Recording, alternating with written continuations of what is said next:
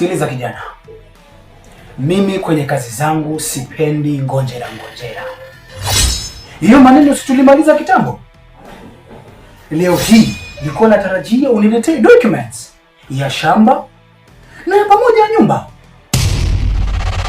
Hii si pesa iko. Sasa si unajua mimi Sultan sipendi mambo ya ngonjera. Kijana, hebu niletee hizo documents ya haraka. Sitaki mambo mengi. Nikupatie pesa ama unaja na pesa? Kweli mzee Sultani unavyosema. Yes. Lakini kusema kweli mimi nataka kuuza ile nyumba. Lakini mkubwa wangu hataki kabisa. Kila nikifanya namna anakataa kata. Hasa sijui mzee wangu utasaidia vipi. Sawa kijana, nimekusikia. Lakini nataka nikuulize, kwenye familia yenu mko watu wangapi? Mzee, kwenye familia yetu ni mimi pamoja na kaka na shemeji.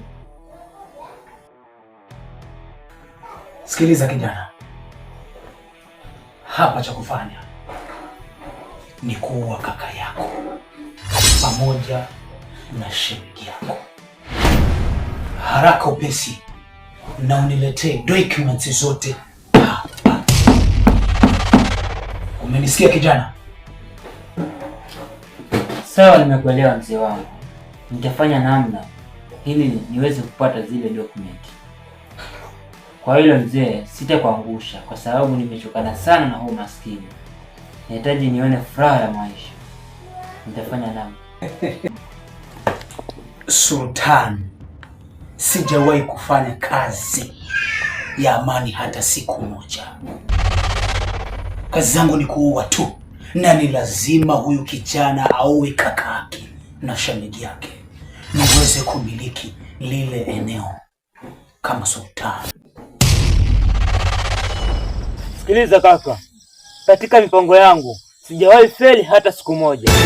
Kwa hiyo nakuhakikishia ni lazima hii shamba itauzwa. Utake usitake, hii shamba itauzwa.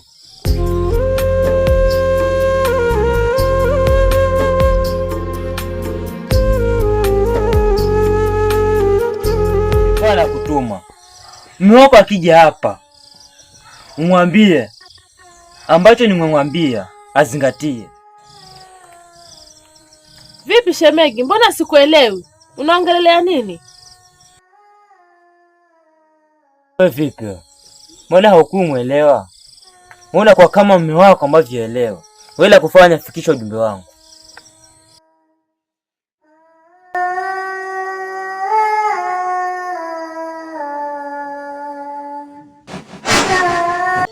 Na kuomba bro, fikiria tena mara mbili.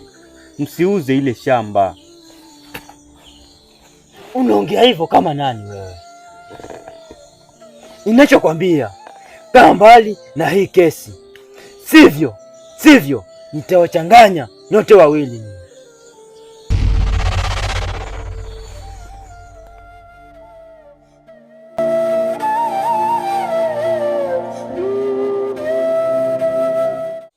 $50K.